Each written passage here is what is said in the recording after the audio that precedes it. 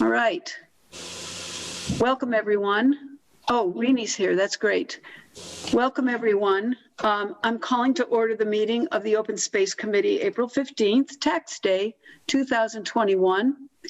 And we have a quorum. We have 5 members of our committee here. That's Charlie McDonald, Diana Fetterman, Janet Brown, Maureen Groden, and myself, Cindy Palmer, and one guest, Chris Falls. And I have not heard from anyone who said they couldn't make it, so maybe April West and Paula Mack will join us. Sometimes Dan LaValle sits in for Paula, but I know he has another meeting tonight, so that won't work. And I did invite Marla Hank, but she has a number of meetings. She might be part of the MVP meeting tonight as well. Okay, so let's begin. Do any members of the public, specifically Chris Falls, want to make any comment at this time? She's waving her hands saying not now. Good. All right. We have 2 sets of minutes to review, and we do have the quorum, so we can do that. I'm going to do share screen, and we've got the minutes of 3:25. Has everybody who's present had a chance to review these minutes? Does anybody have any specific suggestions or changes or corrections? Nope. Nope. No. Do I hear a motion for accepting as written? So moved. I'll second. Thank you. Any further discussion? Yes, do I post these on the your town government? Well, your town government, my town government, yes, you do. And you've been doing that, haven't you? But this is an executive session. No, this one's not. Yes, it is. Oh, I'm sorry. I'm sorry. I'm sorry. Oh, I apologize for that. The answer is, I don't know. Does anybody know whether she should be posting this as part of the executive session? No, given that there's no specifics about.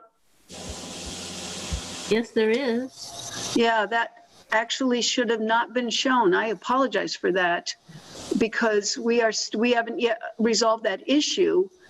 Well, you have to approve them in executive session, then you have to vote to release them. Yeah, and my apologies, this should not be shown.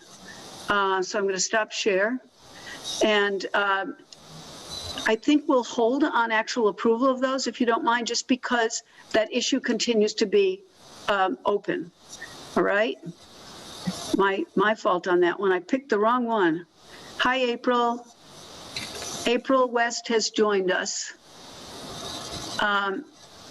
So the next set of minutes, well, that's the problem. I had pulled them up, and now they're not there. The others. 311. 325. Well, Yep. Barnes, budget, goals, OCF. Well, unfortunately, I don't have them for sharing at this moment. Has anybody else had a chance to read them? I've read them. I've read them. I read them. So let's see here.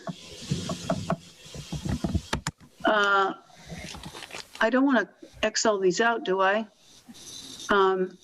I'll reduce this. Reduce.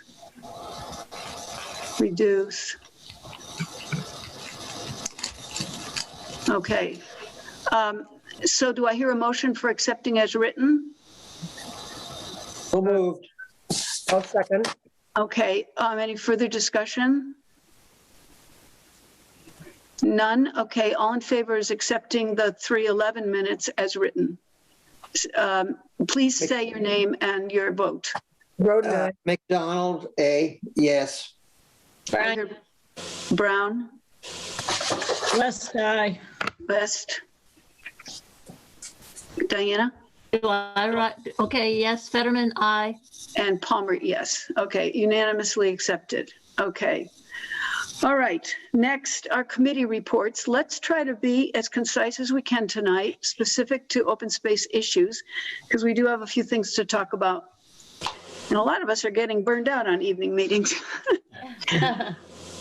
speaking to the choir here, I'm sure.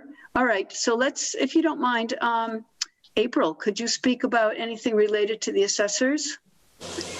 The assessors have received a request for an MLC municipal lien certificate for a couple of parcels on Russellville Road, one of which is 68 plus acres and is under Chapter 61. So we have sent out our notice of intent to see what's going on there. So Can you explain that a little bit? What does that mean, the municipal lien certificate? So the seller is getting prepared to sell their property. And it's not anything that's a public sale, but when a property is going to sell or transfer ownership, then the town, a municipal lien certificate is requested from the town to show that the taxes are paid up to date, and if there are any water or sewer liens in our town, we don't have that, but water bills due or anything, any back taxes due. So the entire 68 acres are potentially going to be in part of this private sale, not just the house. Correct. Yeah. And could you say where the parcel is? I said Russellville Road. I don't know if I can discuss any more details. I don't have any more details than that. So okay. No, I just wanted to know the street. That's all. Right. Open space will be one of the first parties to get more information once we have more information. So. And then if there's an intent to convert the property for residential development or retail or commercial or any other use, they have to file an affidavit to that effect, correct? Well, the assessor's office has a notice of intent, which asks specific questions about the intent. And if there is an intent to convert, then the town under Chapter 61 has the right of first refusal, and we need to be supplied with a copy of the purchase and sale agreement and all the things that go along with the Chapter 61 and right of first refusal. So you said the seller has been provided with that form. Have they returned the form, notice of intent? Or it just got mailed yesterday. This is all stuff. Yeah. So this is a new parcel to come up that's currently under chapter. So. I got you. And is it specifically 61? I think it's 61. Yes, Chapter 61 Forest. So it has a lien on it. It's a recent lien that was placed on it. So we'll see what happens. We'll see what information we get. Okay. You said there was more than one parcel than a MLC assessor's office, or is this the parcel? There are two parcels, same owner. One has a house, one does not. Okay. The 68 acres does not have a house on it. One with house, one without. Okay. Very good. Thank you. Mm-hmm. And so you'll keep us informed of what is discovered. Absolutely. Yeah.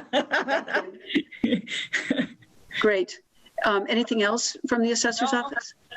That's really it for open space concerns. Yeah. Okay, thank you. Great. Janet, do you want to report anything from I really CPC? don't have much about open space. We talked about the Clark Chapman house, which is open space. And you, Cindy, talked about the Pomeroy Meadow Mountain Project. And then we discussed about the Barnes Aquifer brochure. That's basically all we talked about. Nothing really pertinent to open space other than those three. Okay, so Charlie's going to talk a little bit later about the Barnes Aquifer project and what happened at the CPC meeting. So we'll hold on that part when he gets to it. As far as the fact that CPC had approved $1,500 for an appraisal of the property that's next to what has been called Durrell's Path. They just wanted a report on that, and at this point, we don't have a seller expressing interest at this point. So we're not at this point using the appraisal money. So that's where that stands right now. And very good. So let's see here. Who's next? Diana, or Charlie, can you mention anything about what's going on with Concom? I think the most important thing is about the Manhan Meadows going, the bid went out and they were open, and we only received one bid, and we're checking the references, but apparently this company isn't a trail construction firm, so we don't know what's going to happen. Ed's going to follow up, check their references, and it was a little disappointing, to be frank. And what else? Ted Palmer and I went and picked up the completed benches from Smith Voc today for the Manhan Meadows, and we're storing them outside at the highway department. They're deconstructed right now, and so it's my job to try to get a work party together on a Saturday and carry them in and put them back together. It shouldn't be too difficult. And I know Concom is really busy with all kinds of enforcement orders and site visits, but I don't think there's anything else directly related to open space unless I forgot something. As far as the work party to put together the benches, maybe if you consider emailing Dan LaValle, because he had, he might even know about this because he's on Concom, but he had in his Facebook presence gotten a whole list of people that were willing to be volunteers in our town, and maybe he can help pull together that party. Well, we only need, say, 5 or 6 people. So me and Ted, and I was going to ask Dan. Marla wants Anna and her husband, if possible, or her brother-in-law to be involved. And I think, the people on the Concom she was hoping could help. We're looking at May 15th, but Ted is critical. And he knows that because the instructor explained to Ted how to put them back together. And I listened, but Ted knows. So everything revolves around Ted. Does anybody know Ted Palmer? I mean, he's like one of these. Sorry. He was really kind. We went today in the pouring rain and got him, and I met the instructor who was a wonderful guy, and we're just grateful to them. Well, a little bit disappointed where the donor plaques are. They're underneath like the front edge, and the Smith Voc plaque is big and front and center on the back of the bench, but oh my, yeah, that wasn't our that's not how I would have done it. And I suppose we could unscrew it and switch places, but not really. So all right, that's a small thing. Yeah. Doesn't the high school look for public service community hours that the kids need to get every year? They need to do public service projects. I wonder if it might be worth contacting the superintendent or the Maybe, but I don't know if they're doing that right now with COVID. Maybe not. But at any rate, we have to use some tools, and carrying in might be helpful, but I think 5 or 6 people should do it. And, I don't want to try to mastermind a huge effort. Well, speaking on Ted's behalf, that's a slippery slope. Him carrying stuff down. I just want to make sure we're carrying these and the people carrying them are safe. And that's why they're built the way they are. They're in 4 pieces. Each one is in 4 pieces. The heavy parts are, of course, the back and the seat. But I think 2 people could carry that. But I think going in along the railway and then down, not trying to go down the crazy East Street. Okay. And we might put one on the Brickyard roadside too, even though that's not really part of this project, which is now all up in the air because we don't have anybody to do it. But I I think it would work there, and that would be pretty easy to carry in on that side too. So, Okay, yeah, we'll probably try to avoid that steep slope right now that doesn't have proper steps or anything. good. Maybe our son can help, can't speak for him, but Oh, yes. we'll try. Randall Kemp said he wanted to be involved, so we have some big, great. sturdy guys. Great. And perhaps Randall knows of others that might help as well. So if anybody else knows of, it doesn't have to be a man, but a sturdy individual to help, we want safety on this, of course. Yeah, so I Okay. can't think of anything else right now from Concom? Okay. Thank you very much. Rini, anything on the select board? Well, I think the issues that are on the agenda for next time, the Monarch program, and also there was one other thing. I was just looking at the agenda a minute ago. Chris could probably speak better too than I can, so maybe I'll just ask her if she wants to say a word or two about that. There's on the agenda is the Earth Day acknowledgement and anything else. Chris, you want to speak to that?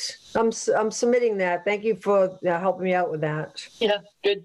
Yeah, no, just I think we had brought this up a couple meetings ago, maybe to open space, but the basically National Wildlife Federation has put out this call for the Mayor's Monarch Pledge, which I think it's not new this year. I think it's been going on for a while, but we've never really known much about it. And as I looked at the map, I don't think many towns in Massachusetts don't seem to know much about it either. But anyway, in other parts of the country, more the Midwest and the Southwest, looks like a lot of states have signed on to this. But basically, it's trying to create awareness about the disappearing habitat for pollinators and the monarch butterfly in particular, both on the East Coast and the West Coast, and by engaging towns to commit themselves to at least a minimum number of activities. And they provided some suggested ones, and I know you guys have sort of signed on for the idea of doing a demonstration Pollinator Garden. The Friends of Southampton Open Space also committed themselves to doing some sort of a native plant sale or swap. And then Concom is continually doing sort of beating back all the invasives at our various trail properties, conservation properties, in order to create good habitat for pollinators and butterflies. And then in addition, the church is doing something with a pollinator garden over at the base of the church hill, apparently. And so there's going to be more people involved in that. So I think there may be some other little demonstrators happening around town as we get it out. But Rini is going to sign it on behalf of the select board. We voted to participate in this pledge activity. And during the year sometime we'll have to do some level of progress reporting just to show what we've done in town. And then Earth Day is coming up next week, so it was just my suggestion that we actually put out a proclamation on Earth Day, whatever to be said, but incorporating sort of the announcement of the Monarch Pledge in that. So basically that. Great, thank you. When we get a little bit further down in the agenda, we talk about Celebrate Southampton, then I'd like to reference this again, the Monarch Pledge, and what we might be able to do with that. Okay, great. Let's see, planning board, that's me. I guess the one thing that outside of the usual planning board business is that there was a public hearing last Wednesday night, and it had to do with the with applicants wanting a zone change from residential village to commercial on College Highway, which the actual numbers I don't have in front of me, but it's the space which is immediately to the south of what was Opa Restaurant, currently a church, and it's two properties. Public was able to speak, and there was a little confusion about the legal requirements and the responsibilities of the planning board. You might have seen it. It's in the newspaper today. Really? Yep. The reminder speaks about it. So that just came out, and you can read it for yourself. I'm actually pretty happy with the way it was written. Oh, but the planning board met a tie vote. At the time, we were told that the tie vote, which the vote was to forward the motion of forward the proposal to town meeting. A tie apparently represented not to be forwarded. But then subsequent to that, there has been some legal opinions that our town administrator has shared with the planning board and also I think with Rini. And I know that that is on the agenda of next week's planning board as to where do we go from here? Because there might be a reversal in what we were told at that time. I'm really quite confused myself as to what the responsibilities of the planning board were or are, but I'm mostly concerned about the communication and the accuracy of whatever we communicate out. So at this point, it's not real clear. So it might be on the warrant, which is always a good thing, I guess, for public to have an opportunity to speak. And so that's all I can tell you because it's pretty vague. Does anybody have any comments who are present on that or want to comment, or do you just want to wait and see whatever comes out of the planning board next Wednesday? I was really disappointed with how it all went. I have to tell you that from the get-go, the chair mentioned that this is coming up in front of us again. There was a previous public hearing, but it was not put on the warrant for the town meeting because of COVID or something. This was 2019. COVID had nothing to do with it. And then when I questioned that, he said, well, I thought it was, a special town meeting. It was the annual town meeting. So I just felt the stage was set from the beginning. The planning board actually voted against this last time, and it was supposed to go in front of the voters. But frankly, I think that it didn't because there was a lot of presence relative to the zoning change request up on the top of the hill there on Route 10. And I think it was a strategic decision. I mean, it's just my opinion. I'll say that right out. But nonetheless, I just think there was a lot of erroneous information presented, and there wasn't a clear understanding of the process. So I think I was very disappointed how it all went. And so I don't even know what the next step is, but I'm going to make sure that it comes up at the select board meeting on Tuesday. Okay. Is this legal opinion that you reference, is that public? What we've asked for it to see the legal opinion in writing, and if it's brought up to the planning board and perhaps to the select board in a public meeting, then I would assume it's public. I should think. I mean, how do you know there was a legal opinion?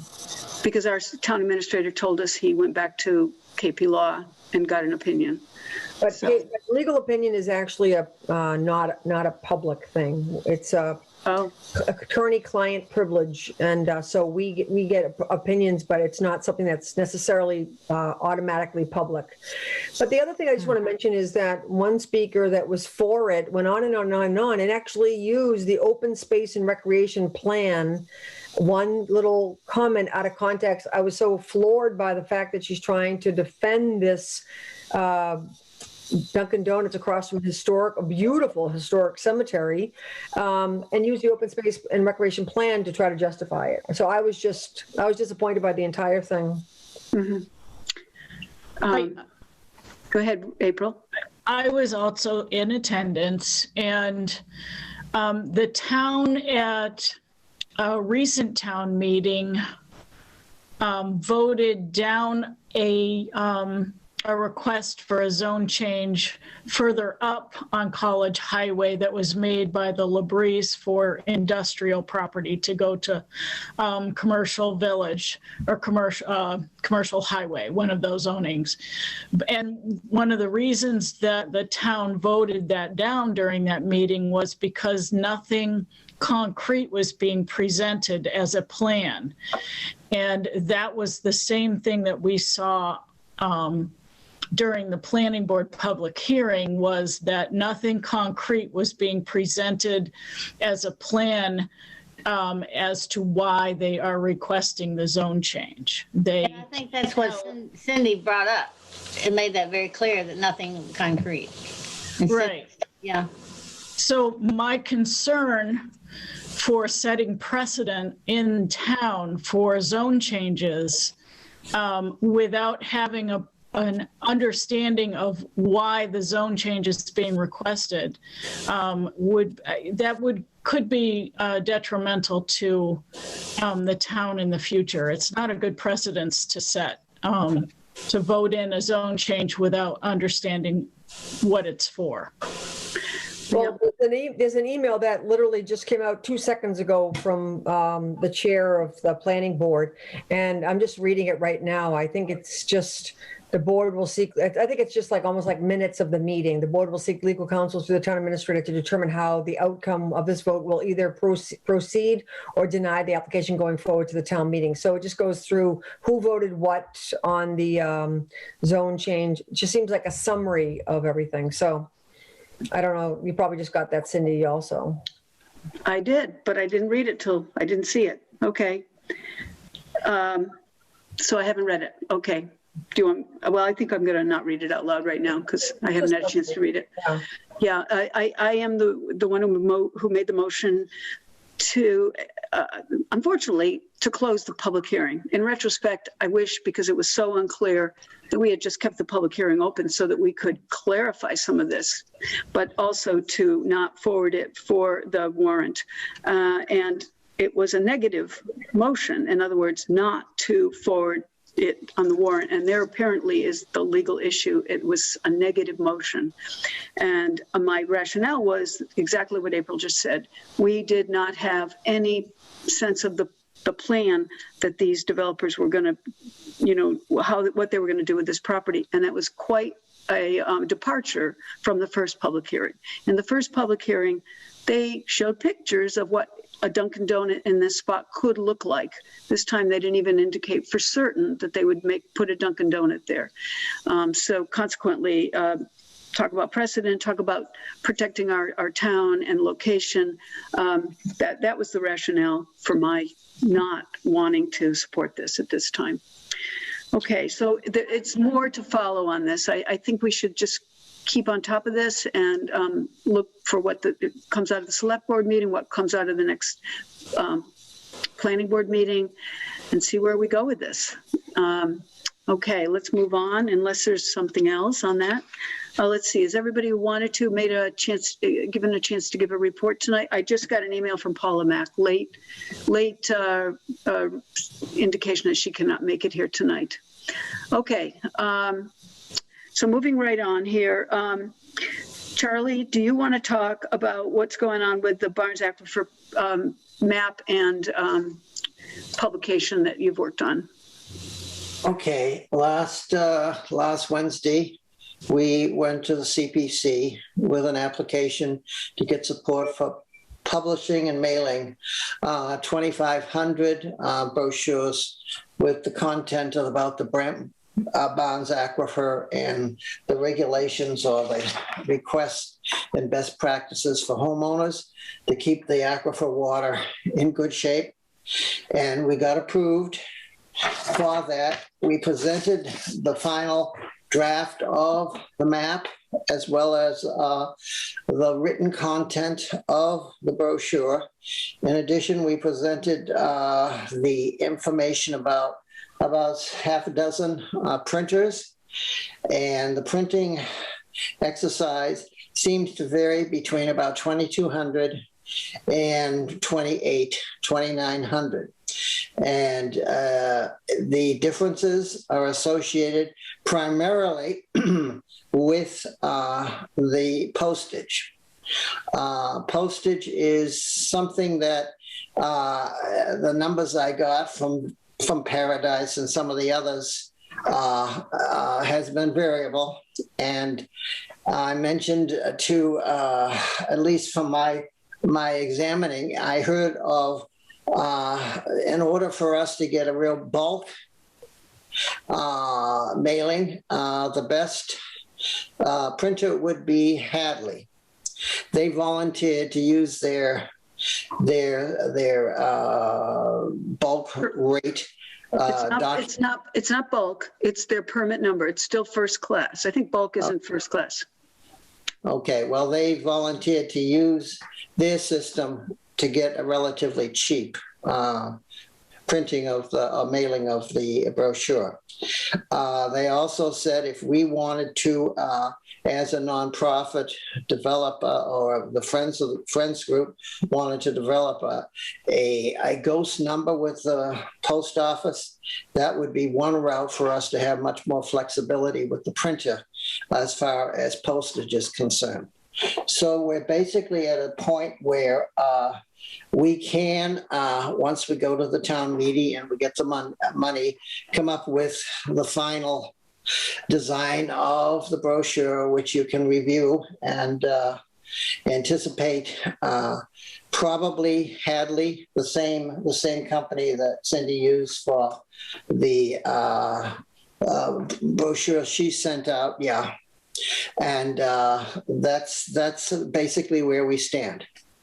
Okay. We're almost ready to go as soon as we get that warrant voted on at the town meeting in May. And CPC voted to allow $3,500 towards this, Yes, right? So it'll be on the 35. warrant. She gave us sufficient funds to cover any variations that we may find when we get down to the bottom line to the final design and so on. Okay, so we in this group have already approved the map, we've already approved the content, and it's really just this sort of last bit to finalize. We've got the money now, if it's voted at town meeting, we hope, we cross our fingers. Charlie, you and I have to work together to be very concise on how this is going to be presented at town meeting and how the warrant should read. We have to, and the deadline, I think for the warrant is May 28th. Is that right? That's what I wrote down from before. Does that make sense, Rini and Chris? Deadline for getting information onto the warrant. Does that sound right? I think so. Yeah. What was the date you just said? May 28th. Oh, No, I think it's earlier. it's earlier than that. Let me see if I have this written on the thing. Hang on. Really? I And- had, Yeah, What? Charlie, the town meeting is not until June. It's not May. Oh, And- I see. Okay. It's June 12th is the town meeting. yeah, what's the deadline for getting Things- draft information on the warrant? Hang on, I got it in my appointment book. I got. It's earlier in May. I don't remember the date. Okay, well, Reni's looking it up. Yeah. Let's see. Article submission deadline, the 4th of May. Okay, so that's coming up, May 4th. All right, so we probably work to make sure we can help with the posting on the warrant. And I know it comes out of CPC because it'll be CPC money, but we should make sure we can work with Virginia on how that's going to read and and you know how it works on town meeting. Somebody stands in favor and supports it, and then anybody who is not in favor is given the opportunity to speak, and then it goes to a vote. Okay, so that's how it works at town meeting. Okay, well that's good. I think there's much progress in this. We're getting a lot of kudos for this work because of the fact that this is drinking water supply, and you know, it's let's hope it's maintained in the home and people save it. I will say, and I'll talk about this in a second, this went to every single household, and yet I found out some people didn't get it, and I'm not sure it was a printer issue. It might have been a post office issue, but that I'll talk about in a second. Does anybody else want to comment on this Barnes Aquifer project at all with Charlie? Could I Yes. just, Wonder if we could have like at least one of the brochures on display at town meeting. That might be a good idea. Well, You know, when it'll you have to walk be the in, draft. It'll have to be a draft. Draft, yeah, Okay, maybe. good idea. Rini? Charlie, can you reread the section that says about use of salt? Yeah. I can Okay, pull it, hold on. I can pull it up. Wait a sec. Goals, interest, Barnes Aquifer draft. Right in here. Hold on, I got it here.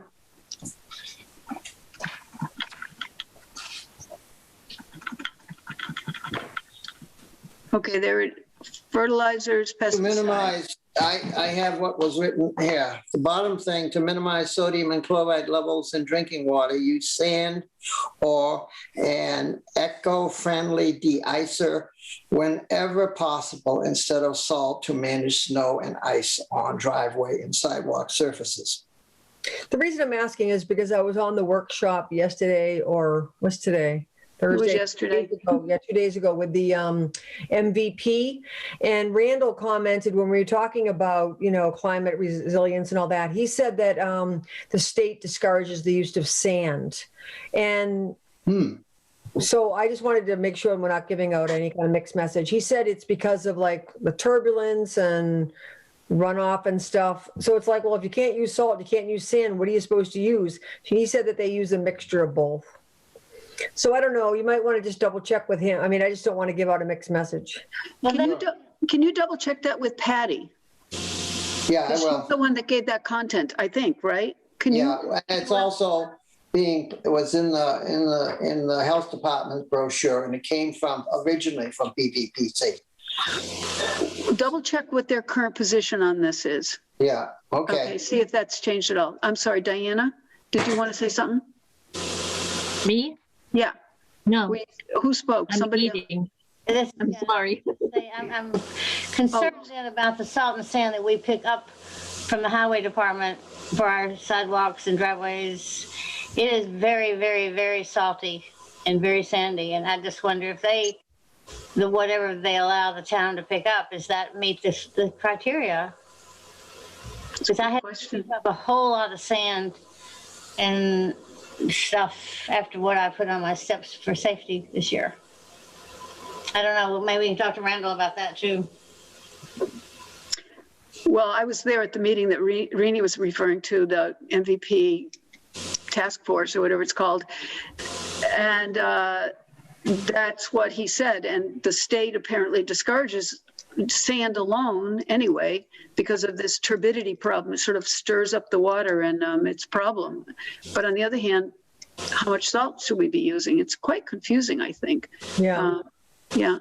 So if you don't mind, check just to see I'll what. check Patty- that out. Yeah, I'll report on it next time we meet. Okay, thank you. Great. All right, any other questions for Charlie on this? Okay. All right, moving on. So the neighborhood outreach program, I did email some stuff out to you kind of late today. Sorry about that. Because I wanted you to see where we were on stuff. Where they were, budget request. Oh my gosh. Why didn't I see the?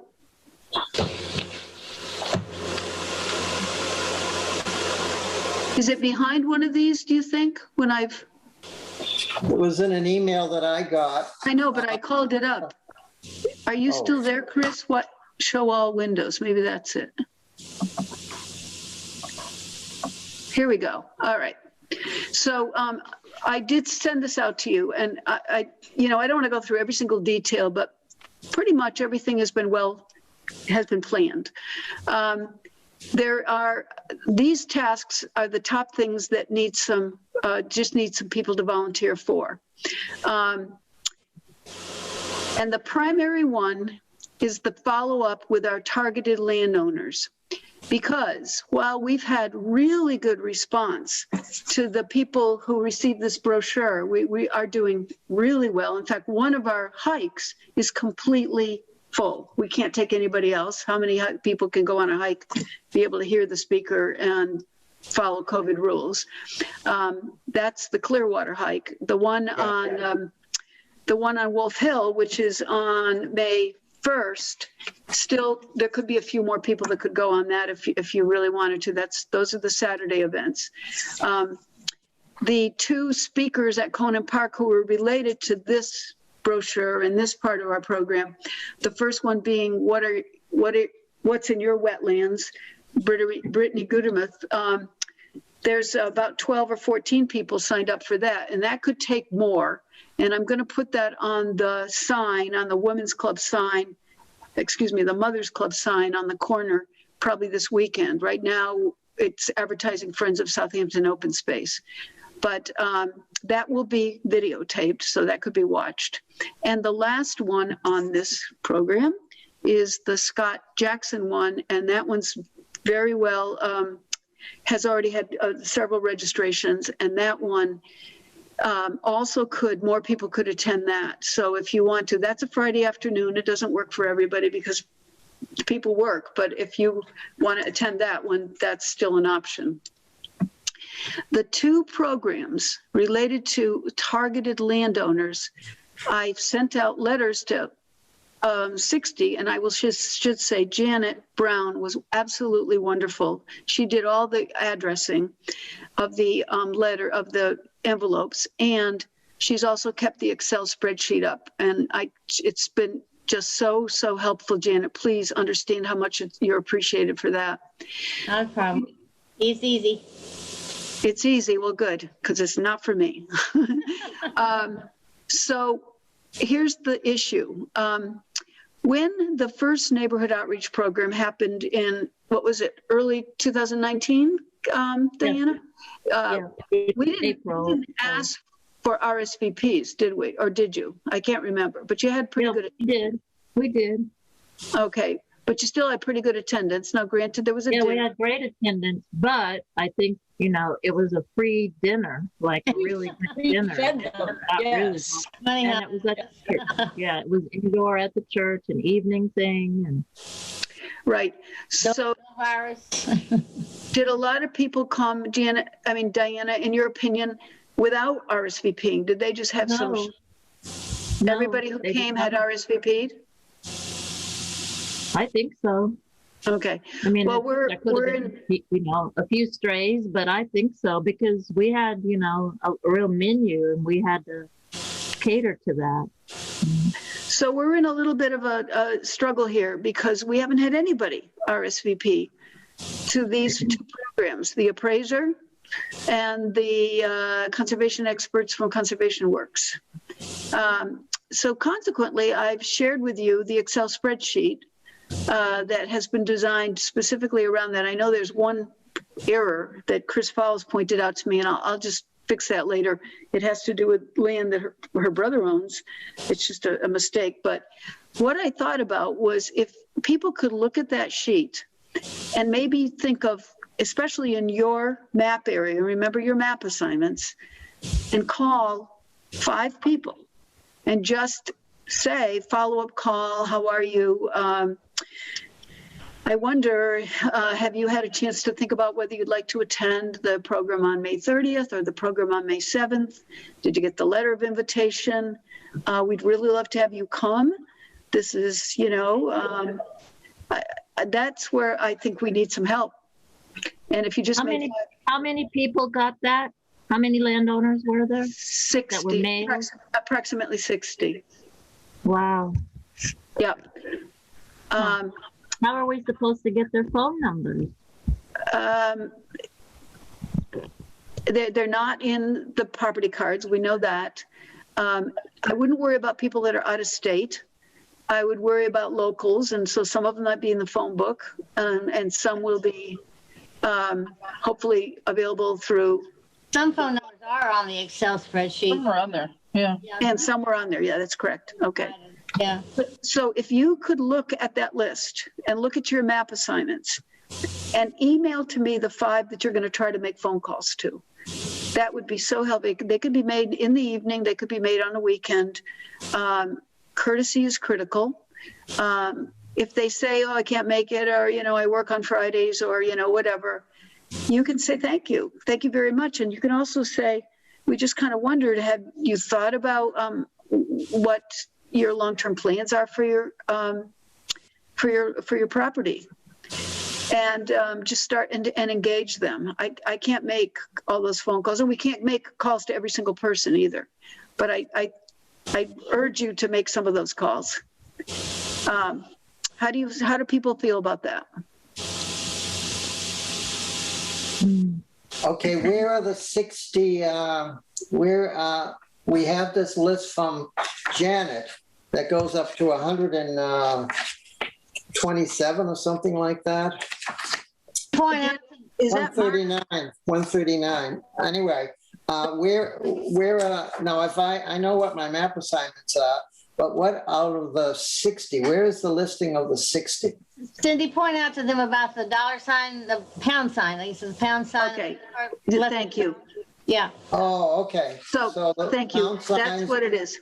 So the pound signs tell you where they are. All right. can you look at the screen here for 1 second, Charlie? Look at the screen I'm sharing. There's a column A up here. The header says PC with an asterisk and NO. Wait, you're not sharing that. Yeah, I'm not seeing your screen. Oh, there we go. You're not? No. No, No. I just see the neighborhood outreach project task plan. I know why. because I didn't close that one out. All right, let me try again. But it's the list that was at the bottom of your Yeah, email yeah. today, right? Right. Yes. Right. I printed Are you that seeing- out. Are you I seeing have the it. Excel sheet now? Yep. Yeah, Okay, I I'm see sorry, it. I didn't close the other one. So right here, column A, the header says PC, and there's an asterisk. That PC stands for postcard, and that was something we had sent out several months ago. NO means neighborhood outreach with the pound sign. Yeah. And so some people got both. This number one person right here, Joan Honeyman, she got both, the postcard and the pound sign. And I'm happy to call her. She's a family member. So, so anything, thank you for asking because I wasn't clear. The pound sign are the ones that we should be focusing on. So it's not really 127. Yeah. All right. I So can here we appreciate go. that. Pardon me, if it says pound sign and the 2 after it, it means the 2 different people were notified. Uh-huh. Okay, so here's an example of that. If you can see my cursor, number 30 right here. It's owned by this organization called Berrybrook Forest LLC, and they're in Montpelier, Vermont. So one went to that organization, and then also they are represented by a local attorney well known to us, Richard Evans of Conn Street in Northampton, and I found that on the property card. So we also sent a postcard to him. Okay, so Would we call somebody like that? I would say so. Sure. I would Call say, the lawyer? Dick Evans, you can definitely call. yeah. I mean, because we know him, and that's the only example of that one. Okay. Let's see what else here.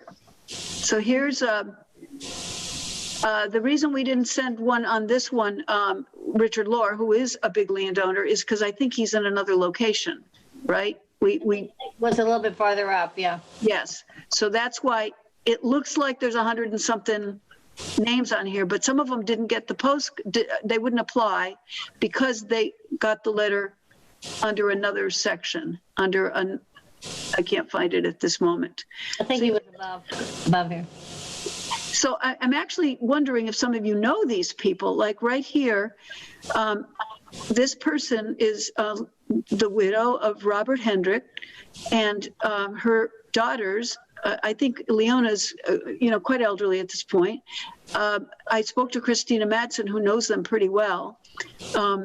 Hopefully between Christina and Paula Hendrick, their niece or their cousin, we can urge somebody to come from that family. I'm hoping, fingers crossed. And that's pretty critical lands right there. So Diana, for example, you might want to follow up with Christina or Paula on that, okay? Okay.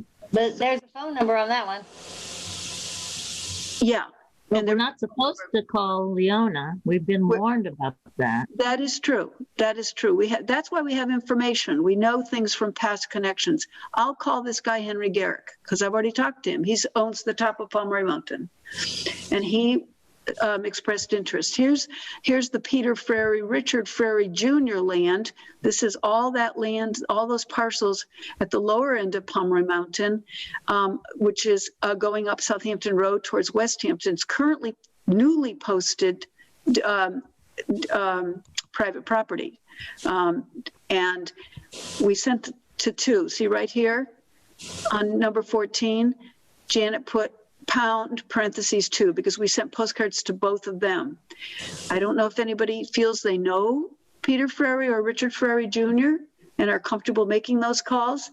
So we're not going to go through this 100%. I want you to look at this on your own and email me if you would like to make any contacts on that. Do you remember what number, Chris, was your brother's land? Do you remember where that was? No, I don't. But Where- you're coming down to it. Keep on going. It's just down a little bit. 23 or something like that. Farther down, wherever mine is. Oh, Right well, there. I'm up to 27. Right there. Oh, right there. Right So there. what 68. Yeah, so what just is it? Oh, this is wrong. take this- out S. Vagista. I don't know what that is. Yeah. Okay, this right here, Janet, on number 68, Aspachista is incorrect. That should be removed. I don't know Yep. how that happened, but Yep. it did. And I've already jogged their memory to respond, so you'll be getting an RSVP, I'm sure, from them. Oh, good. Thank you so much. What do you want me to change that to? Just remove it. Wolcott Road, if anything. Yeah, put Wolcott Road. Well, what'd you say? Number 68, instead of column B saying Espachista, Wolcott Road? change that to Wolcott Road, Okay. please. Yeah, they're right next to the Boyles below there. Okay, I can do that. Thank you. What does people think about that? Because I'm concerned that we need some people to attend. Yeah, no, I've got some that I'd be glad to do, although I'm not sure the couple that are on here a little bit further, for example, on Gun Road, the Andrew Endress, that isn't anything up on the mountain, I don't believe. It's down here on Gun Road, right? That's right. They're not in our target area. I'm not against them coming. We sent them because they had, how much property here? 10.19 acres, which isn't a tremendous amount, but you can invite them anyway. Yeah. We're supposed to be focusing on the target areas, but Okay. that's okay. But it's not a bad thing to invite others to come. And here's another one. I think Andrew Endress is in there more than once. Yeah. Yeah. So back to Charlie's point about looks like an endless list. There are some duplications here. There are people on here. For example, Janet Brown is on there, and she's not somebody we're going to make a phone call to. Also, Cindy, there's more pound signs at the top part of the list than there Yes. are at the bottom part of the list. That's an excellent point. There's, as you see, we're getting down here. There's no pound signs on that, on column A. Can you think of any other way to encourage attendance? I mean, really, don't know what else to do. Cindy, did I include in this report to you the breakdown of everybody's property? Go all the way down to the bottom. Yes, you did. Yes, you did. The Okay. map assignments. I want to see that the map assignment. Whoops, sorry. Wait a minute. I wonder if we had emails, if we could email the people and just say, hey, we're hoping you come. Could you reply to this email and make it a little easier for them? You're welcome to do it that way. I don't happen to have any emails except for a very few that I'll take care of. Cheryl York Whiteley, just to answer what Janet just brought up at the very bottom here. These were the map assignments we came up with many months ago. I think this just speaks to how valuable this whole Excel sheet has been. It's been like growing, and we've been able to make notes on it, et cetera. Like Chris, do you want to make contact to Carol Scheel on Pequot? She did get it. Her name is actually Carolyn. That's wrong. Her name is Carolyn. I'll fix that. Yeah. Line 130. Chris, you know her personally, right? Don't you? Yeah. You're muted, Chris. So even those that are not on the mountain are invited to come here. Yeah. Okay. No, I can certainly reach out to her. Yeah. Charlie Touchette came to he was quite pleasant, if I recall correctly, very, to come to those other events. Yeah, I can reach out to Charlie too. I'll send you my list of 5 or 6 there. Yeah, that's what we need, 5 or 6 per person. If there's a lot of crossover, I'll let you know. Yep. So you don't have to speak about that tonight, but if you could get that, suggested list to me within the next 3 or 4 days, that would be helpful. Okay, Rainey, did you hear that part? I know you stepped away. I didn't. If you are able just to look at this list, and if there's people you know personally or you feel comfortable making contact with, that you can look up the phone number or somehow find the phone number. I'm sorry, I can't help you if I don't know it.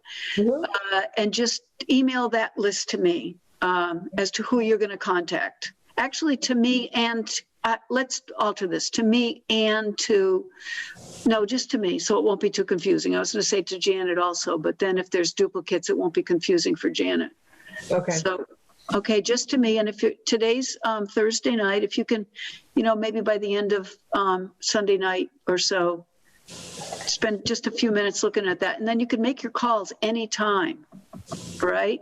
But if you do, And the object of making the call is to invite them to the April 30th and May 7th meeting. Is that correct? It's to follow up the invitation. They already got a written invitation. Okay, follow up. Okay, good. all 4 meetings, actually, right? And you know what I could do is in an email, I'll send everybody the copy of the form letter invitation. It was just a form letter, so you can know what it says. Yeah, All That's right. good. That's good. Thank you. Yeah.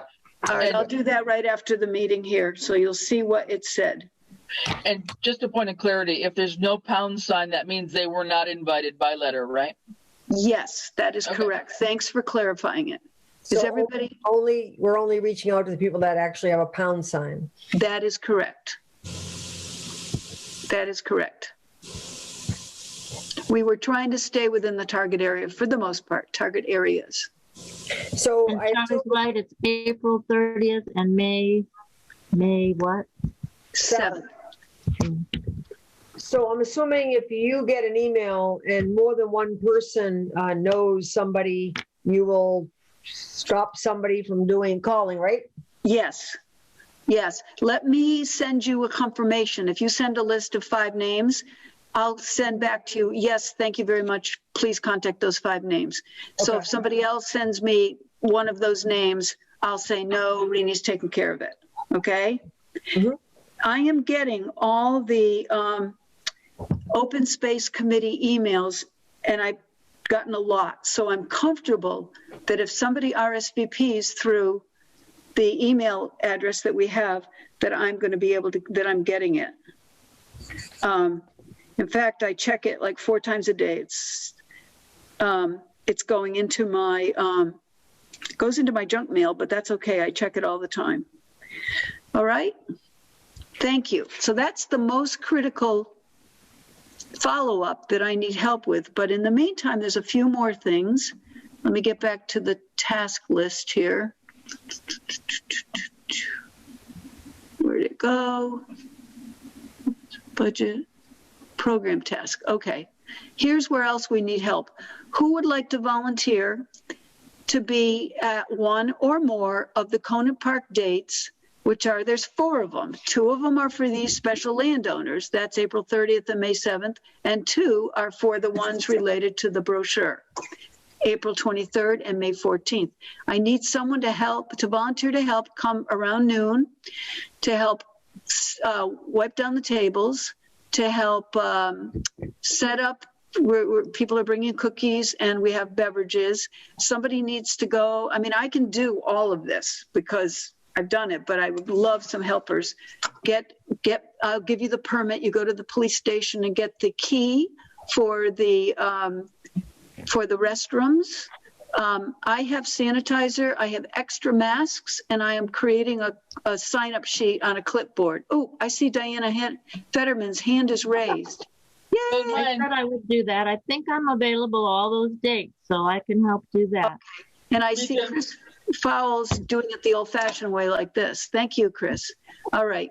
I know it's Fridays, and Fridays there are people that work here. So thanks. So we got Chris, and I got Diana, and I can't see everybody on my screen. Anybody else able to? I know April works, Rini works. Jana, you're tied up on Friday afternoons too, aren't you? On the cleanup end, I'm not sure I could help on the setup end. You could come by for the cleanup. That's terrific. All right. Cleanup would be like 1:30, 2 o'clock. So Later, because it starts at 1. yeah, I can help. Like 2:30, 3 o'clock. We have the park until 4. We have it from noon until 4. Yep. Thank you, Janet. Okay, so she can help with, and you can return the key to the police station. That'd be great. Okay. I might be able to help on the 30th, Friday the 30th. Okay, Well, actually, maybe that whole day I could help for that day. excellent. It'd be great. Let's hope we can get people there. You're going to be important there. That's the day the appraiser comes. Okay? Wonderful. And I can help make cookies anytime. I'm just not a very good cook, but I. So please, we do need cookie makers. I've got some of my other, friends that aren't on this committee are making some. So if we'll put you down, do you want to make for April 23rd and May 14th or just one of those dates, Janet? I'll take the 23rd. Okay. If I can do the 14th, I will. Don't put nuts in those cookies because that's a child-friendly event, and we never know if somebody has nut allergies. Sugar cookies, or plain cookies. Plain non-nut cookies, no Okay. nuts. No nuts.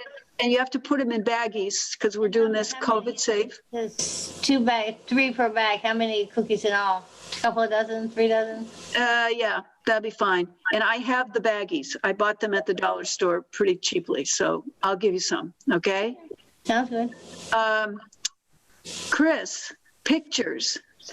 Can you plan to take some pictures of these events when you attend? Sure, will do. And that is needed for our final report. We can shuffle through and decide what we like. Okay. And then one person I really need might not be the person that's anybody that's here. I need somebody that can help the Easthampton media person, help Ryan, because he says having 2 people is going to be really good. And that's only for April 30th and May 14th. So if nobody here can do that, then I will find somebody else. So what would he need? Like a runner? Like a runner, and the fact that he's going to have more than one microphone. So he may need someone to move a microphone around. Could be me. Okay. Well, it could be me too. I mean, that's not, just don't ask me to fix the microphone. I can move it. But April, we don't need it on the 30th. We only need it on the 23rd or the 14th of May. Oh, okay. All right. I thought you said the 30th. All right. Okay. And then I'm going to take care, I'm getting releases signed by all the people that are filmed to say they're in agreement to being filmed. And I'll take care of that. I'll take care of the follow-up thank you notes. And I'll take care of all the invoices. And one thing I didn't put on here, Diana, will you be sure and get the LCD projector in advance? Oh, I forgot about that. Yeah. I should get it for all 4 of them? Nope, only the 23rd and the 14th. We are not recording on the 30th and the 7th. We're only recording on the 23rd and the 14th. But I need to know whether it uses an HDMI or it uses a, what's the other thing? Brittany Gutermuth asked me what, when she's inserting her thing, let me see if I can find her email here.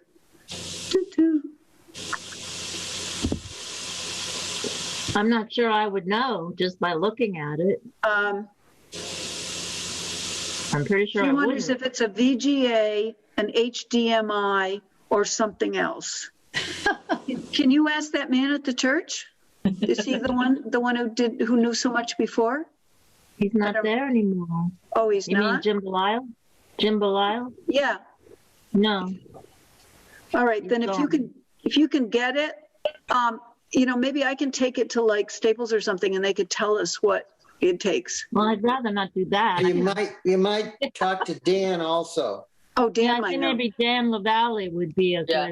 good source. Just take a picture of whatever the model is, and we can look it up online. It won't be hard. Okay. Yeah, Thanks. and Jim, I can text Jim, or you can text Jim, Diana. He'll answer. I don't think he'll remember what it uses. Well, let's give him the benefit of the doubt. Okay. All right. So between you, Diana, and maybe April, can you follow up on that? And if you have to get with Dan, that would be really, really helpful. And then you can email me and Brittany Gutermuth, or you can just email me and I'll forward it to Brittany. She needs to know. And I think Scott Jackson will probably need to know as well. Okay? Okay. All right. Email him now. Sorry? I'll email him Jim now. Okay. Hey, All right. Cindy, one question on the recording. I know you said Elizabeth didn't want to be recorded, but what about Ellen? She's not recorded either? She is recorded. It was pre-recorded. It's something she had done before, and it's already on the Easthampton Media website, I hope.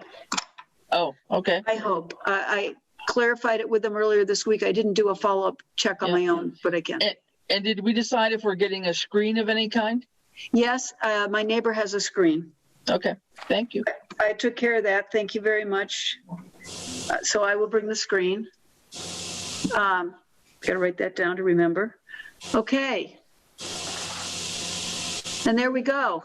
So those are the tasks. The rest of this document, which I already emailed to you, is really just follow-up, a reminder of what's happened, how many people have signed up, what's gone out. We already taped pre-recorded Pete Westover of Conservation Works. That's already on the Easthampton Media website, YouTube website. And Friends of Open Space is coordinating their signups, and they're making the cookies for their hike, which is the botanist. Megan Gentile's going to help us. And I can't think of anything else because the questions come to any of you. I didn't hear anything mentioned about the drinks up above as one of the things that need to be done, the coffee or lemonade. Yeah, I think I'm going to take care of that. Thanks for noticing it. I will take care of that. All right. Okay, on this list, I noticed that 33 and 43 are redundant. 33, both are 66 Walcott Road, and Richard Law and Diane Law. I know those people pretty well. My dog and I have been on their property a number of times. Are there two different lots? No, I think that's, they both identified at 66 Walcott Road. Right, but if you look at wait a minute, let's see. if you look at the map and the parcel, there might be two different parcels. Lot number is 17 and 39, and the second one is 39. That's why they're there twice, sorry. So all right, you email me that, Charlie, and tell me you're going to do the follow-up to get them. Okay, I will. That's one I'll address. At the first event, their daughter actually came. What was her name, Diana? Do you recall? Sarah. No, well, two daughters came, Heather, and the other one, her last name isn't Laura anymore. I can't remember her name. It might be on the sheet. She came with her husband. Yeah. I could probably find it somewhere. Yeah, I can't remember her name either. Okay, good. Sarah and Heather, I think. Heather, I know I've met Heather. Yeah, I think Sarah is right, but I don't remember her last name.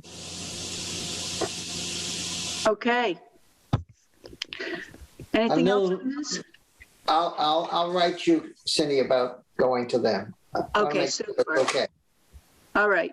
So let's see here. Next on the agenda, and I'm trying to be sensitive to the time. It's after 7. And I think that's all I had for old business. Actually, there's one more point that should probably go in the minutes here. For old business, if you recall, we talked about the Open Space Committee requesting a line in the town budget for some money.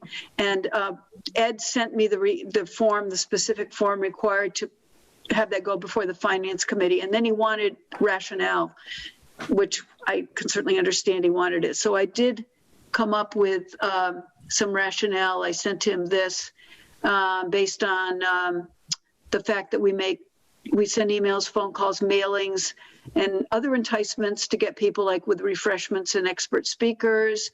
I pointed out that we sent out postcards and that was covered by members of the OSC, specifically me in this case. And that we do have goals for 2021, but we don't have any budget to fulfill our goals. And we would like to proceed. And so I spelled it out like this, that for the creation of a letterhead and a logo, $100, printing of letters, etc., $200, postage if we need it, $100, envelopes, $50, thank you gift or honorarium for expert speakers if they come up, $200. This is for 2022. This is not for this year. Snacks and beverages as they come up, $150. And tuition if we were to be able to go to seminars where tuition was involved. So I asked for a total of $1,000. Don't know if it'll be approved, but I do want that to show up in the minutes. And I will share this with you, Diana, so you can have this as a copy in the minutes. Okay? Or with Janet. Janet's doing it. Oh, Janet's doing the minutes. Oh, sorry, forgot. Thank you. I know my computer's fine. I feel pretty guilty, but No. but I think it should be not tuition. It should be fees, like conference or seminar fees. It's not really tuition. Well, it's already gone. I think of it as all right. tuition. Sorry, that's not a draft. That was already sent. Oh, okay. All right. Okay. Let's see here. Now, new business is, we talked about the Monarch Pledge that is going to be signed, and also the Celebrate Southampton event. There's already been a preliminary planning meeting for that. And we had a presence in the 2019 Celebrate Southampton. They're going to do it a little differently this year, a little modification of the past because they have to for COVID. The dates are August 13th, which is a Friday night, and the 14th, which is a Saturday. And I would like very much, I think we are on a roll. We need to be a presence to have an open space committee presence, perhaps sharing a spot with CONCOM and Friends of Open Space.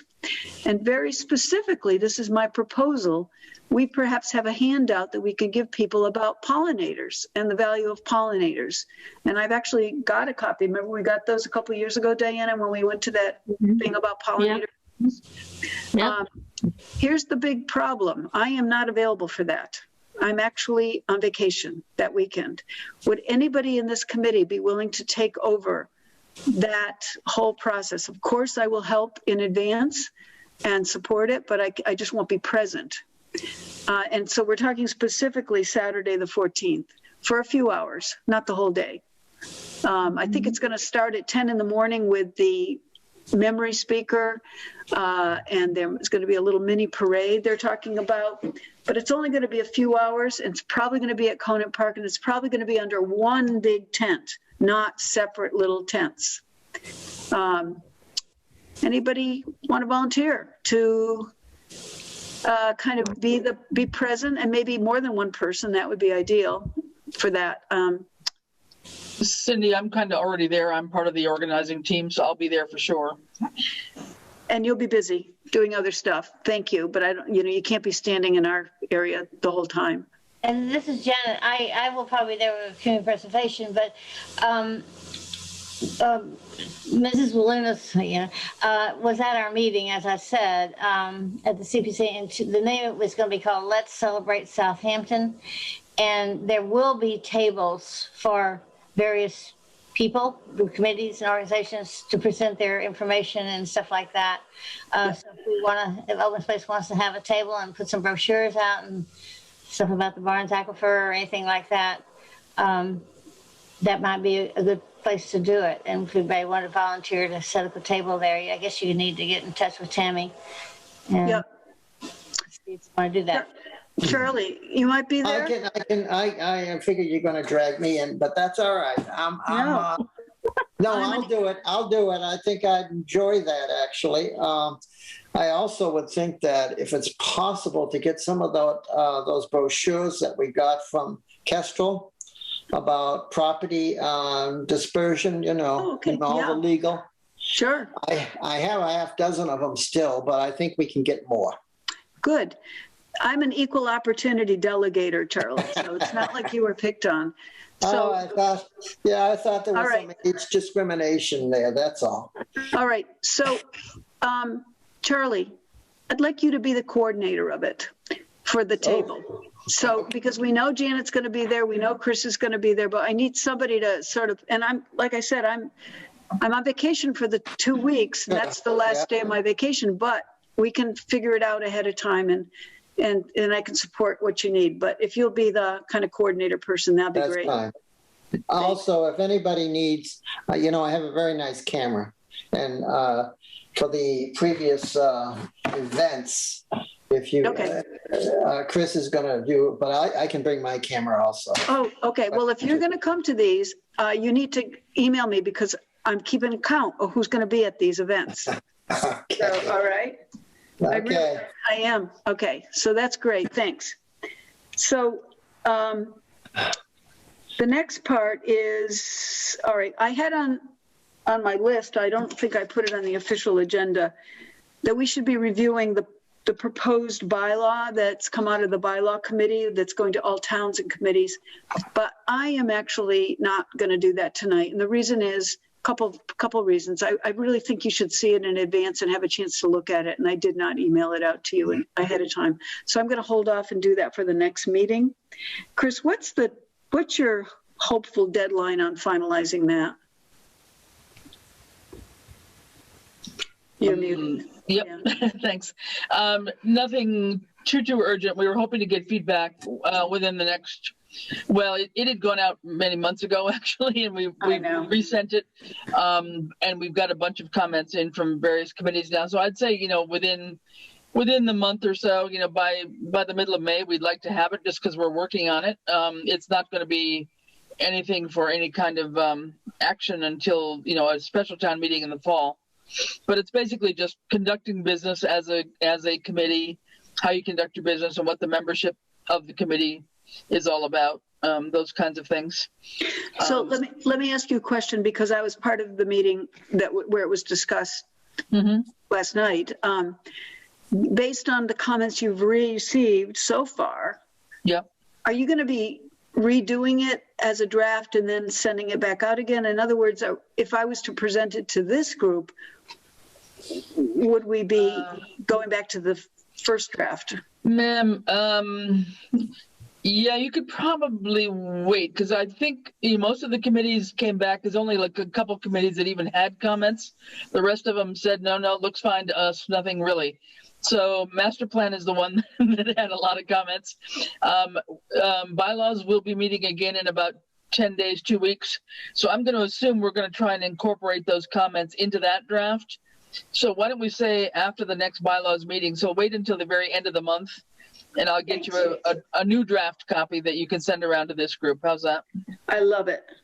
That's great. That's really good. So we're not like doing it all over again kind of thing. Thank you. Okay.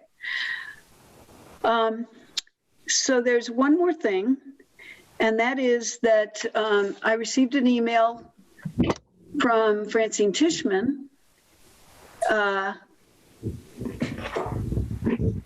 and she had been speaking with another town resident, Mike Rosenberg, about a piece of property that just went on the market. I know April knows what this is. It's on East Street. I'm kind of looking for that. I'm looking for that email from Francine. It's a. Do you remember what number East Street it is, April? And 40. It's 40 East Street. 40 East Street. Yeah. Do you want to just give some background on that as to what you know so far? It's corporate owned and is on the market, as is buyer to do all due diligence, including any Title V inspections. Price is $99,900. The listing came on April 9th. There are 10 days that the listing has to be posted before the corporation can accept an offer. There are many offers in. If someone's submitting an offer, it should be within the next couple of days and submit as highest and best. It's not a property that can get a mortgage on it unless you're getting a rehab mortgage. And whoever the initial buyer pool is must be someone who is planning on not doing a flip. It can't be an investor. It's got to be somebody who's looking to fix this up and live there. So the reason this email came in is because from Francine and Mike Rosenberg's thinking was that this would be something for the town to consider buying. For one thing, it would be right next to where we hope the bike path, and we're feeling pretty confident that the bike path is going to happen in our lifetime, and it's right next to it. But if I'm right, if the town was to buy it for that purpose, it wouldn't meet that criteria you just mentioned. It wouldn't be a residence. Correct, April? If the town were to purchase it, to add it to open space, I asked the question of the listing agent, and he's never had that question asked. So he said, if the town is interested, get an offer in.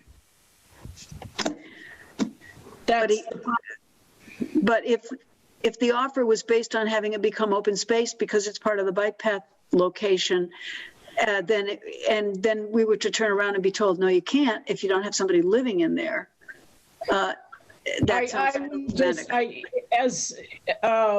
In my capacity as a realtor, if the town wants to make an offer, just make an offer.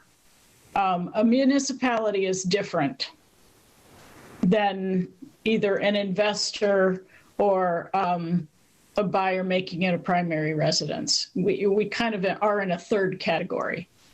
So, where exactly is it? 40? Do you know Evelyn Gunn's old house on East Street? Right? I can't believe they're demanding somebody live there. Oh, no, not now. No one lives there. It's been vacant since before 2015. Yeah. Do you know where we're talking about, Charlie? Not really. You know where Manhan Meadows Sanctuary is? Oh, yeah. All right. So you're looking at Manhan Meadows Sanctuary. Turn your head to the right. Yeah. And there's a small house that's a little bit in poor shape. And it's, that's the house we're talking about. It appears quite empty right now. Yeah. Both porches are caving in and the roof's peeling up, and yeah. And they're asking $99,900 for it? Mm-hmm. Yeah, it's got 2 acres of property. Yeah. How many acres is there? 2. But it's very much steep drop off in the back. There's a major gully in the back there, right? It's very complicated. It also has a septic system. Okay, Chris wants to talk. Remember the Greenway probably is going to need some parking. Yeah, but we got to get the money first to buy the darn Greenway, the rail bed, and that's where all of our focus and money is going to go right now. So until we get $450,000 to buy the rail trail, as much as I would love that, I've had my eye on that property for a while, wondering what's happening with it. It really is better used for affordable housing of some sort. Oh, okay. Maybe a habitat project or something. I don't know how we could swing it for the rail trail. I think it would have to be for something else. Personally, Be great for affordable housing. But I don't know, April. So if I understood you right, you said that it has to be so that somebody would actually live there. So it can't be a tear down. It's supposed to be a rehab. In this first go round with applicants, that isn't necessarily, if someone made an offer and said, I'm gonna remove the current house and build a new house, I think that still falls within that, they call it the first look. So I think there are some foreclosure laws that I'm not real familiar with, but when I see these properties come up, the first go round of bidders is typically, they're looking to make it available to people who are going to take this and make it their home, rather than an investor who's going to tear it down, build something big, and make a profit on it. So the problem is that with the town and getting necessary action in this crazy fast market, I mean, there are already multiple offers. I assume that because of the condition of the property, they're cash. And, it doesn't necessarily mean that the first offer that's accepted is going to hang together. We may see this property come back on the market when somebody actually does some research on it, because it is very restrictive. But it's really hard for us to move that fast. Yeah. Has affordable housing looked at it or thought about it?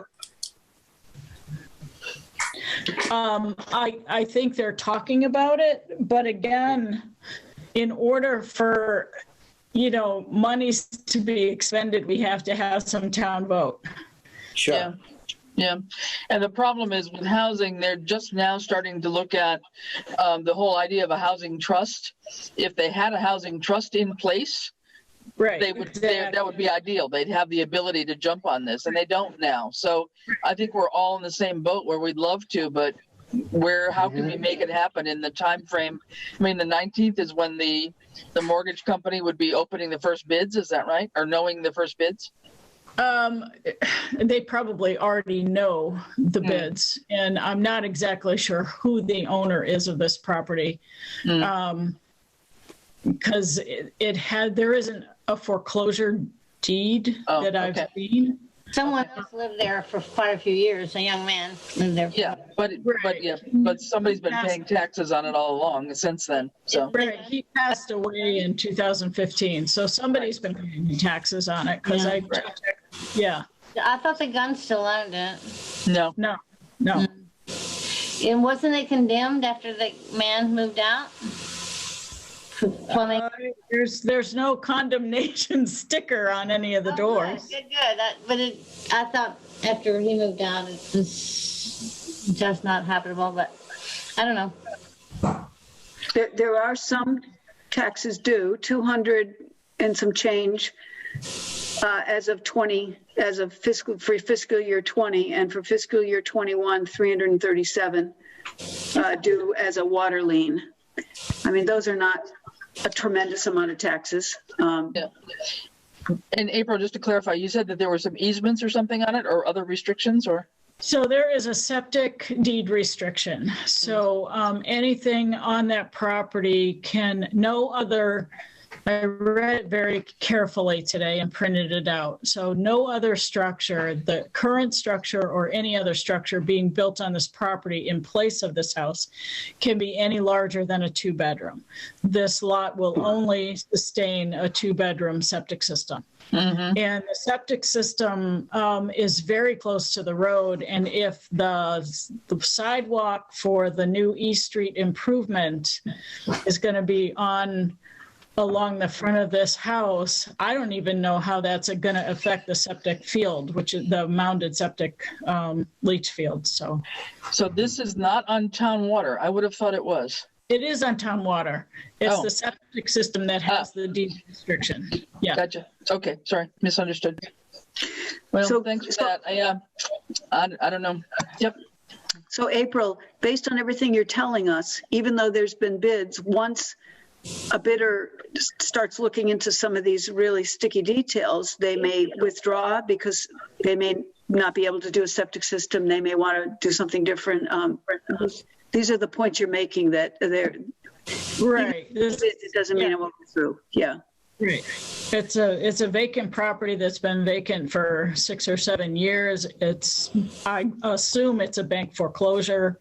It has restrictions on it, and it's not the easiest lot to tear down this little house and build something else. So it's complicated. Yeah. But to Charlie's point about the proximity to the bike trail that we will get, and the need for things like parking and staging even, et cetera, there's some value in not forgetting this location. Right.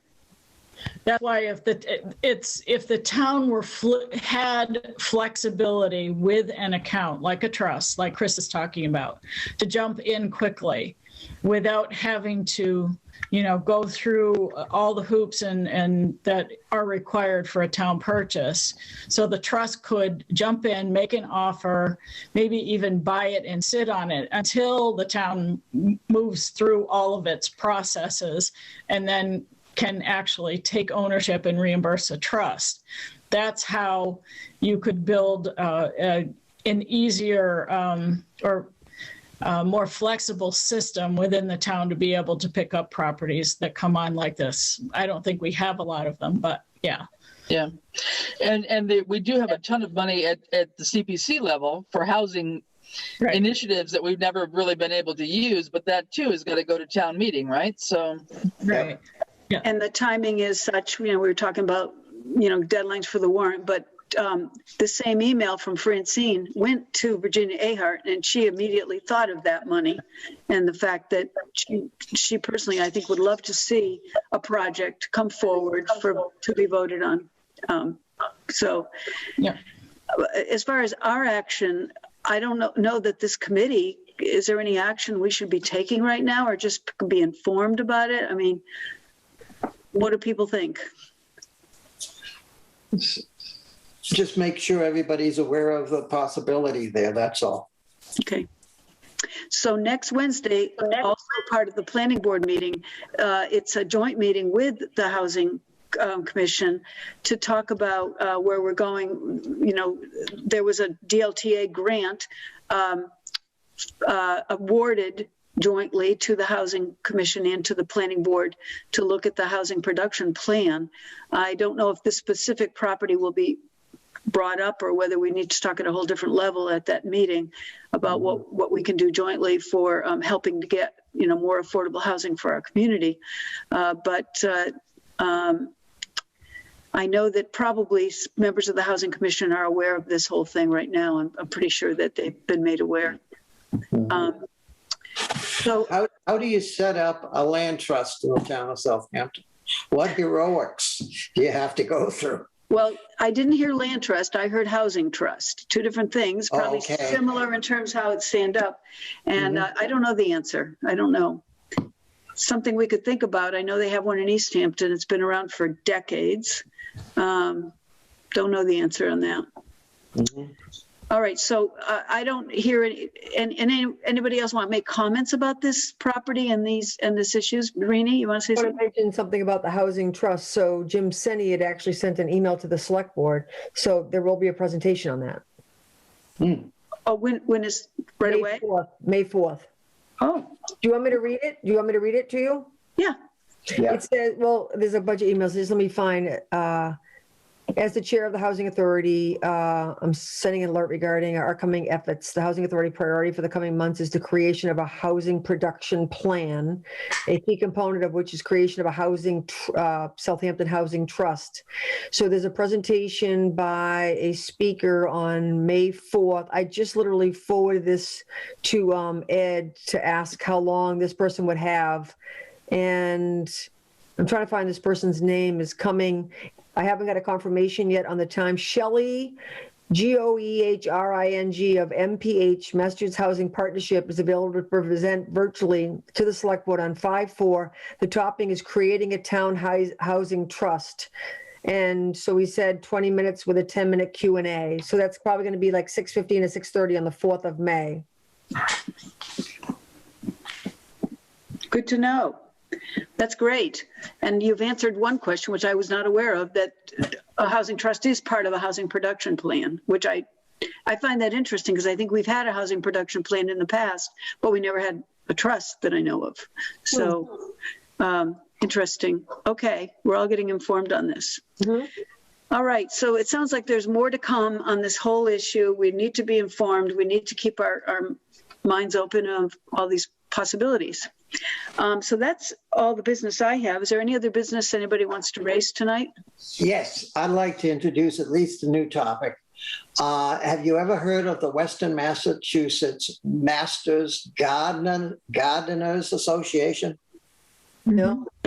It has a web page, and I know there are people, I'm not sure if any of them are in Southampton, but they are people who can volunteer to take over a piece of property and maintain it.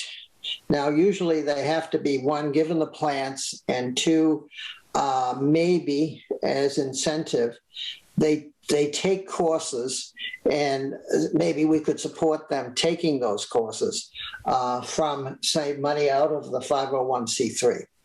But I just want to, if the website is right out there, Western Massachusetts Master Gardeners Association, I've met some of them. They take over some properties and they're enthusiastic gardeners. And maybe there's places around town which could stand having enthusiastic gardeners looking after it. I know So I Margaret just want- Larson is a master gardener. I'm sorry? There's a woman in town, her name's Margaret Larson, and she's a master gardener. She's part Is of she? that organization. Would Yeah. she be interested in volunteering if we did a certain amount of things for her, like I pay don't her know. to? Well, That- Margaret is the chairperson of the Hampshire Regional High School School Committee. She was a very active member of the Master Plan Implementation Committee and had to back off because of her chairpersonship. So you can talk to her about it. And she lives right on David Street. I have an email address for you. I will forward it to you, Charlie. All right, good. And you can Thank you. connect. But the other thing is, the garden that has been maintained for several years, right in front of the very old schoolhouse, the little tiny Sure. schoolhouse. So last year, Robert Floyd and a few others, and he gave me some names, including Wendy Touchette, who used to be very involved in the library, and another name I didn't recognize. They have been keeping up that garden, and what we're looking for is for that planting to be pollinator friendly, whatever they do there. If you can draw together some of these interested people, gardeners, as one of your projects, by all means, proceed. Send me but the always- email, send me the information via email. But again, anybody who wants to get some background here, Okay. they have a wonderful websites and a of videos and friends and so on. That Okay. Western Mass Master Gardeners Association. Okay. That's a good Great. thing to check out, especially that- for pollinator gardens and so And on. that's consistent with our goals for 2021 too. Absolutely, yeah. So that's really good. Okay. Excellent. Right. Anything else? Anybody wants? Sorry, go ahead. No, my friend at Look Park, he was the one who drew my attention to it. You Okay. know? So anyway, Could you just He's tell a me good once more resource, what I'm too. supposed to do with the executive session minutes? Nothing? We don't Just approve hold on them for now. Hold on them for now, please. Because I guess we have to approve them in executive session. So Right. we should, my error to bring them up tonight. I apologize for that. Any other topics for tonight? Cindy, I don't know if you're going to talk about the idea of the pollinator garden on the Pomeroy Meadow property or not. I wasn't going to talk about it tonight, Okay, but Charlie, for the future. for the future, yeah, in I've mind- thought of that. And Yeah. again, one of my sensitivities is that I see so many people walking on Pomeroy Meadow as distinct from Route 10. And there's no place for them to sit down, and in that space, putting a bench and landscaping it, maybe having it friendly towards people who are on crutches or on wheelchairs and so on, handicap friendly. To me, that's a great idea. So let me work with the garden idea that you're going to send me email on, and we'll proceed with thinking Okay. about it, coming up All with right. some sort of plan. that's water department property. So That's right. anything that's built there has to be Yep, approved yep. by the water department. And we were told last year, absolutely no fertilizer, even natural, even Yeah. manure or something is not okay. Okay. That's right. I understand. Yeah. Okay, thanks. Any other topics for tonight? I just No. wondered very quickly, are we going to do anything about the intern, or that's really Well- more for Concom? Remember that woman? who was Yes, but interested? I thought of that, Diana, but I think you told me that's really Conservation Commission. This is an open space committee. And do you know the status of Right. it? Yeah, I guess she did volunteer for that, but I don't think anybody really has any ideas for her, any viable ones for this summer. Just for overview for the rest of you, this woman is she's a junior at UMass, I think, and she expressed interest in doing something for us. She actually has been a resident of this town Maybe her family lives here too. And Diana and I were part of just a little mini interview of her, but I don't know what else to say at this point, Diana. Somebody should, Yeah.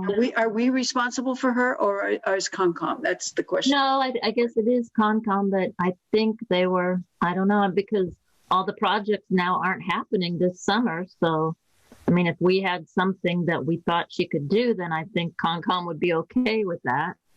Well, we talked about her even just proposing signs in Clearwater and doing something in Clearwater. I know that was one of the ideas we had because, you know, I don't have any answers right now. Let's table that for the next time, and maybe in the meantime you can ask Marla what she's, and I'll write that down for next month's agenda. So when should we meet again? Can you get your calendars out? So Thursday nights have been our time, and we've been doing the we changed it from we've been doing the first Thursdays, I think, haven't we? We changed it this month because I was not available last week. Or anyway, the 6th is okay, or the 13th. Anybody have suggestions? Either for me. Either for me. Same. Yeah, I'm okay. Any conflicts anybody knows about particularly? I prefer the 13th, but I don't care. Who said that? Well, I didn't hear that. What? Yeah, April? because community preservation meets on the 5th, and so the 13th would really be better for Janet.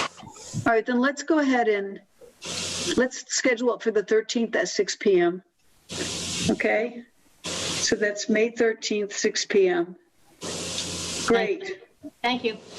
All right. And so you got a few things that you're following up on. Reminder, if anybody really wants to attend any of these programs, please email me so I can put you on the list so I know, especially the hikes. The Clearwater hike is full.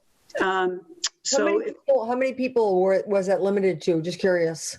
Well, she didn't 26? put a limit on it. I put a limit on it in terms of COVID safety, and I wanted to hold it at 25, and it's now close to 30. Wow. Yeah. Wow. And the other one, I gave you the numbers on that sheet, and I keep getting them. So what did I say on the May 1 hike? 1, 2, 3, 4, 5, 6, 7, 8, 9, 10, 11, 12. 13, 14, 15, 16, 17 already. And that doesn't include me. That doesn't include, you know, unless any of you, it's very good. I'd like to. Hi. We signed up. Yeah, I got you. You emailed me. Okay. I thought you said it didn't include any of us. I'm sorry. It includes Bill and Diana. Sorry. And it includes Chris and her sister-in-law. Sorry. All right. I lied. It includes you too. Okay. There are instructions in there somewhere when people come that they need to wear a mask. They need to know that.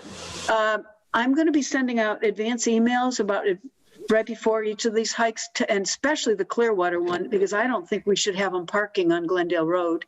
I'm going to ask them to park on Edwards and to bring a mask, but I'm also bringing extra masks. I've got a whole box of them for people to wear. You'll have to know they have to have them. Okay. Okay. Do I hear a motion to adjourn?